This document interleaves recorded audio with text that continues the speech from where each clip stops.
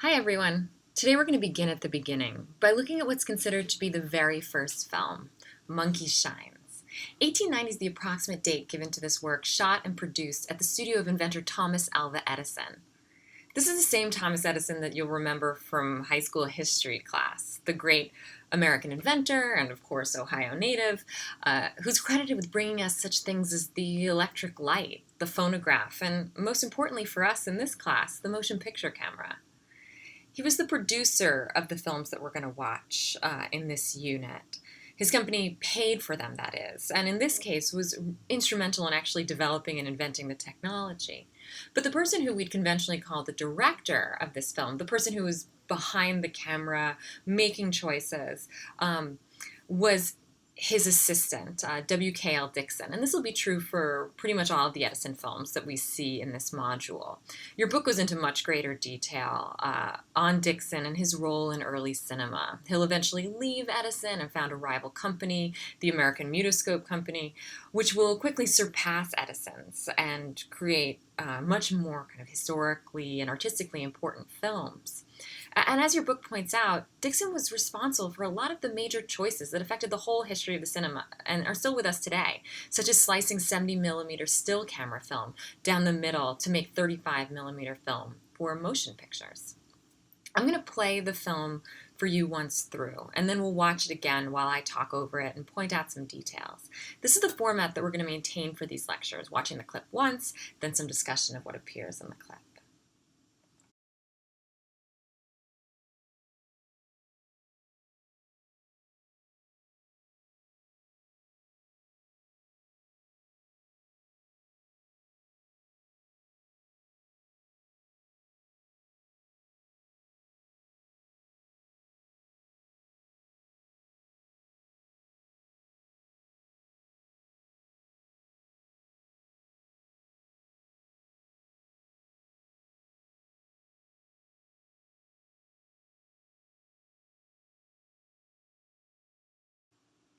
So that was Monkey Shines. As you can see, cinema wasn't born whole.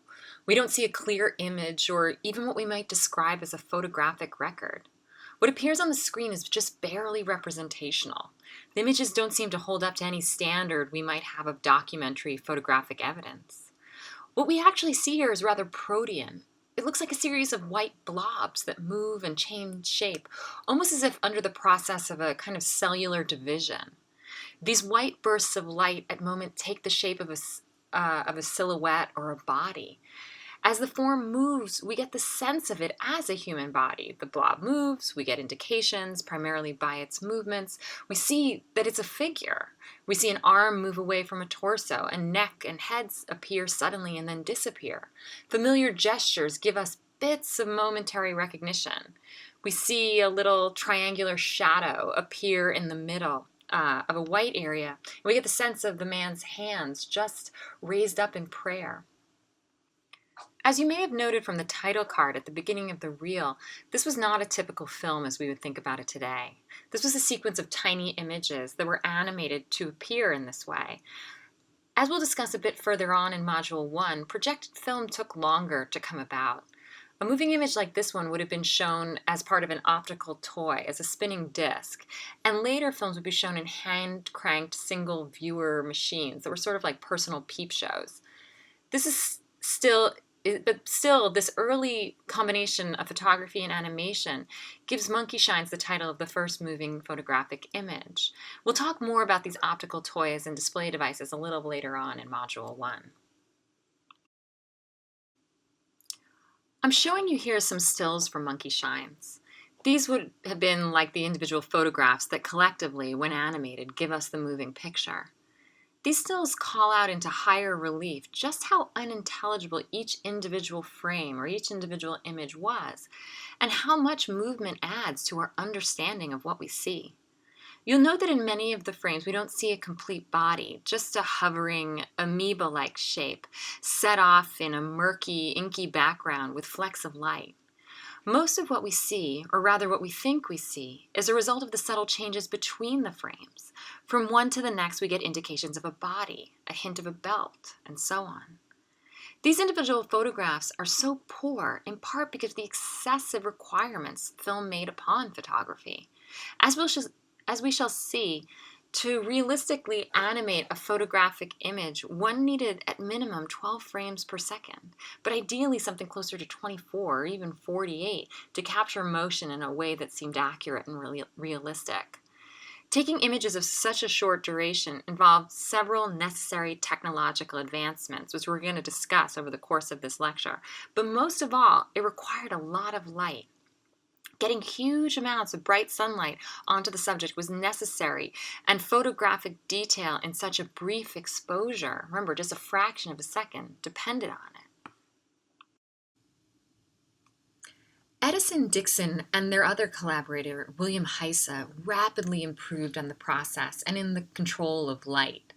I'm going to show you now Monkey Shines number 2. So it was made really soon after the original, and in this little film we see quite a bit more. I'm going to play it once through and then I'll talk over it again.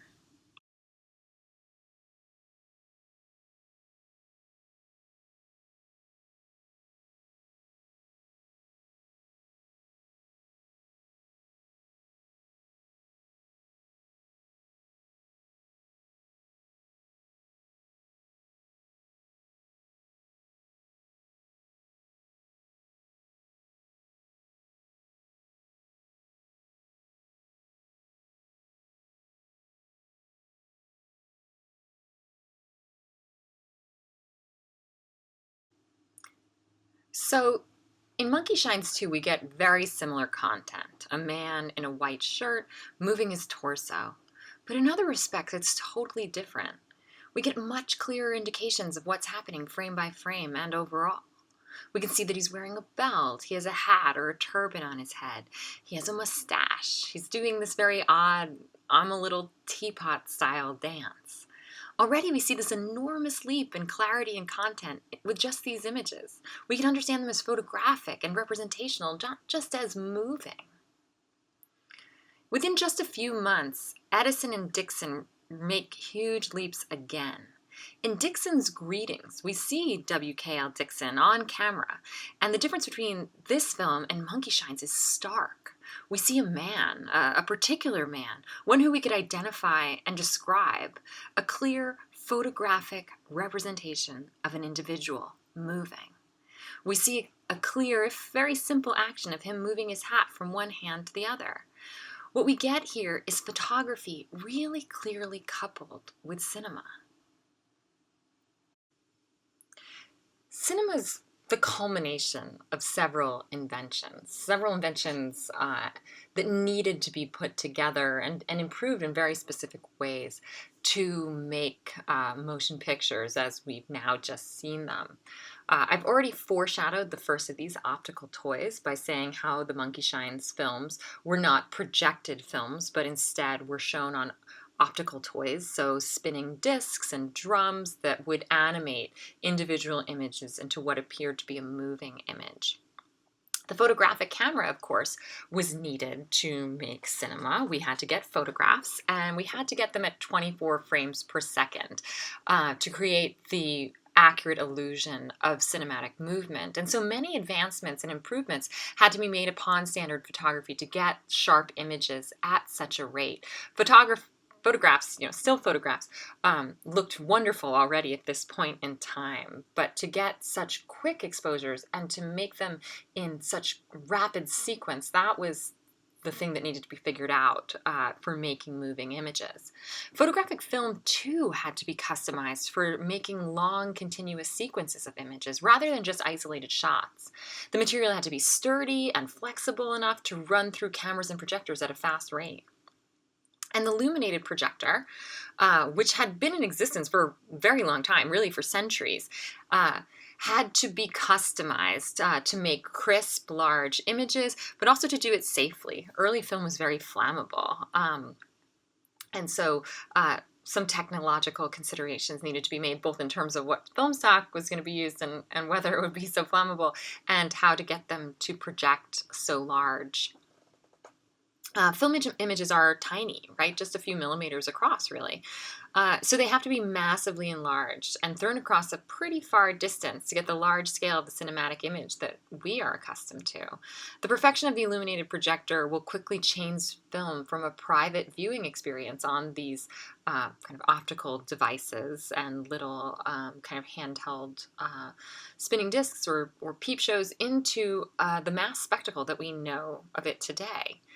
So we're going to spend some time talking about all of these inventions and how they added up to what we know as cinema or the movies.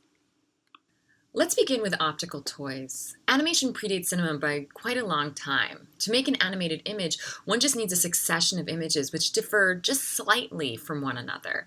While most of the animations that we see nowadays tend to come to us in a film form, that is, as drawings that have been photographed frame by frame and then played back as a film, photography and film aren't actually necessary to make an animation. We only need to think of a flip book to understand this principle, right? A flip book is a little book where you have dozens of images that are just slightly different from each other, and when you pull back the edge of the page and let them all kind of unfurl really rapidly, you see an animated image. Those devices, like flipbooks, date back at least to the 17th century and possibly much earlier. And these were really influential in helping scientists understand how film could work. In the 19th century in particular, vision scientists were experimenting with optical toys, like the flipbook, to understand how the eye and vision worked. The phenakistoscope here that I'm holding in my hands is an example of one of these toys. And it's not very easy for me to demonstrate it on camera, but I have a bunch of simulations that'll help us understand it. And it's going to give us a sense of how animation worked and thereby how film was going to work. In general, the scientific research of the 19th century focused on what's known as the persistence of vision, or what's also called retinal retention. These theories explain why, after you see a bright flash of light, that stimulus seems to hover in your vision for a little bit. Sometimes just for a small fraction of a second, or other times for quite a long while if it was a very bright light. This theory also explains why, if in a dark room I swung a flashlight in a circle, you wouldn't see a single moving point of light traveling around in the shape of a circle, but a circle drawn and hovering in space. These effects encouraged scientists to research the principles behind it, and their work was fundamental in figuring out how to make animations, and by extension, how to animate a series of photographs to become cinema. So the persistence of vision is the phenomena of the eye by which an afterimage appears to persist or hover in the field of vision for a fraction of a second, even after that stimulus has been removed. This is especially effective when there's a great contrast of light, say when you're in the dark and you see a bright flash followed by darkness again. I'm sure we've all had the experience of turning on a flashlight or lighting a candle in darkness and then having that image of the light or candle follow our vision around for a while. What's really interesting here is that while research into persistence of vision catapulted film and animation forward, it actually isn't the scientific principle that creates movement in images.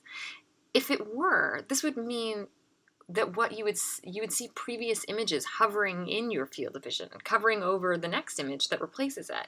You can imagine that this would become a very blurry and layered effect. But despite the fact that persistence of vision was not the scientific cause of the perception of animated movement, it still has relevance for film theory and scholarship today, and you'll see it mentioned in the textbooks and so on. Because if only it was for so long believed to be the cause that it motivated experiments that greatly advanced the projected animated image. So it is still a theory deeply entrenched in film studies and history, even if it's not really the scientific principle that explains any of this. But it's easy to think of the camera and the film surface as a kind of persistence of vision machine, or as analogs for the eye. When we open up a camera's aperture and let light in, the longer we keep it open, the more information it retains. So someone like Pablo Picasso here in this photograph can move a light pen around, drawing the shape of a centaur, and then pausing for just a moment at the end of this quick action. And the camera catches all of this in a single image. So The now accepted cause of the apparent motion of a sequence of still images is called the phi phenomena. And the phi phenomena was discovered by a psychologist named Max Wertheimer in 1912, so pretty soon after the invention of film.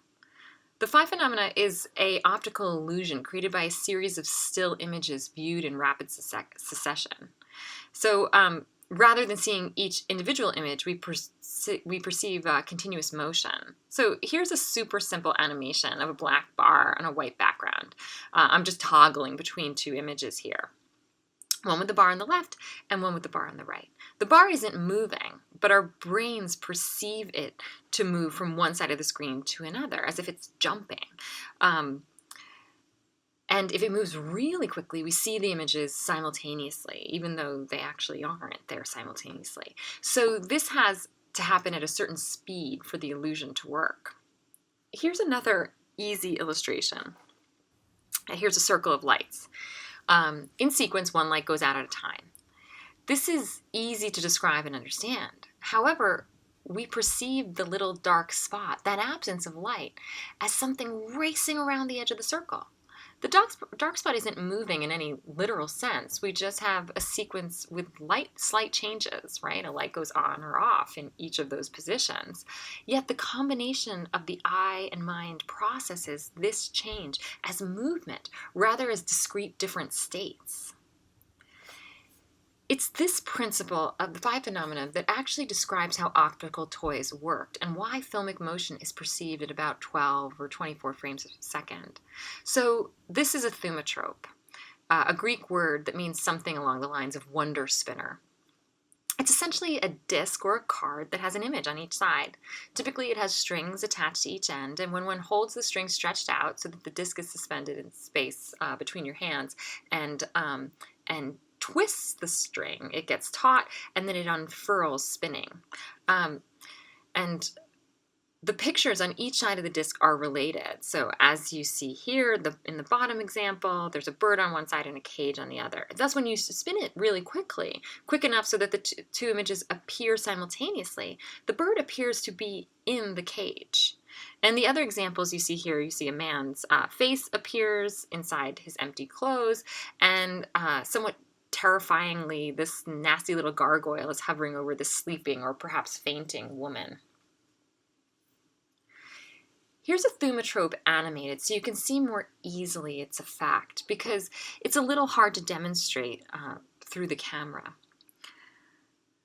So in this, we see an image of birds, and then we see dogs lunging at them. They're separate images, but the sequence puts them together in the same moment and makes us draw a causal relationship between them. The birds are scattering because the dog is lunging. So a little narrative moment is born. Whether the sequence is fast enough to see them simultaneously or in quick succession, we'll read it as a little story. When we see this idea emerge in the next few weeks, we'll talk about editing and the juxtaposition of images in film sequences. So now back to the phenakistoscope. Its name, in ancient Greek, means something like eye deceiver.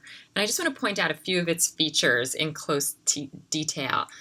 This is a bit of an abstract or less typical one. You see a hand bouncing a basketball as it goes around the circle, and it changes ever so slightly, moving from the ball being very close to being very far removed. And you can see that the images have slight differences, and there's instructions here. It tells you to impale this on a pencil through the hole, peep through these slots here, and spin counterclockwise to observe in a mirror. And so essentially what you would do is you would put a pencil, like so, through here, spin it against the grain, and close one eye and peek through these little slots. And peeking through these little slots is really important. It's what actually allows for the effect. I can't simulate it for you here, because if I do spin it for you, it'll be mostly a blur. But for me, because I'm peeking through these little slots, I see a series of discrete images because the slot actually breaks apart my view. So rather than seeing a blur, I see them moving through in succession. So this little cutaway creates a break, and your brain perceives this break even if your eye or you can't consciously look at it. And this is what allows for the phi phenomena to have a series of sequenced images that read rather as continuous motion because of the breaks between them, that visual noise that disrupts the blurry continuous image. The phenakistoscope was invented nearly simultaneously by two different scientists in 1832, a Belgian physicist named Joseph Plateau and an Austrian professor of geometry, Simon Stamfer. You'll see in this image that rather than having the slots on the disc, the same disc as I had in the one that I just showed you, this one is attached to an opaque card with slots that you can peer through while spinning the disc with the images, and this way you don't need a mirror. Phenakistoscopes came in all sorts of patterns of changing facial expressions, of people moving or dancing, even abstract patterns or mandalas. Here's an animated simulation of a phenakistoscope in motion. Here we see a little man marching around the perimeter of a disc pushing his bicycle. In the center is a more abstract swirling pinwheel pattern. So the little slots or breaks in the phenakistoscope, or the flipping binary motion of the thaumatrope, and even the thin moving blank edge of the page of a flipbook create divisions between the images or frames that allow us to perceive continuous motion from discontinuous images. This property, this is the one that actually causes us to see a sequence of images as moving. It's called visual masking. Without it, those tiny, almost perceptible, or at least not consciously perceptible breaks wouldn't be enough for us to perceive continuous motion. This is because the persistence of vision, or retinal retention, as we were talking about earlier, would actually get in the way of perceiving motion because it can block out the other images or make everything appear blurry. To see movement, there needs to be a tiny break between the successive images so that the brain can perceive the minute differences, the subtle differences between the successive images. Each frame must be followed by a brief period of visual noise. That is a moment of no information, a dark interval or a moment of static, or the little edge of the page or the edge of the disc or the cutout spot. You can't consciously see this break, but it's there, and it's necessary for still images to appear as moving. For this motion to appear fluid and naturalistic, the images must change at least 12 times per second, but ideally more than that, 24 or more. This rate is called critical flicker fusion. It refers to how fast the images have to change or flicker to fuse into what appears to be uninterrupted continuous motion. I'm going to leave off this first lecture with a short documentary demonstrating a series of optical toys, including the phenakistoscope and a carousel-shaped toy called the zoetrope. Inspired by Faraday's wheel, Joseph Plateau in Brussels and Simon Stamfer in Vienna invent the phenakistoscope independently of one another in 1832. Stamfer called it the stroboscope. In England, it was known as the phantoscope. This disc demonstrates continuous movement for the first time. Comparable to film because it uses minimal differences between the images to create the illusion of movement. In 1833, Horner invented the Daedaleum, later called the zoetrope or wheel of life. Here, the phases of movement are also seen in the form of an infinite loop through the slits.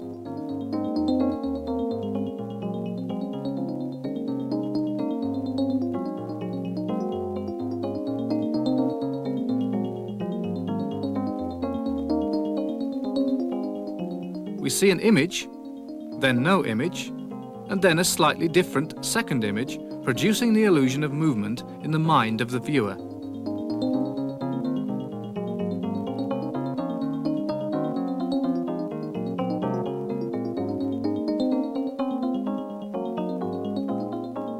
In 1877, Émile Reynaud built his praxinoscope. We see the images in the mirrors.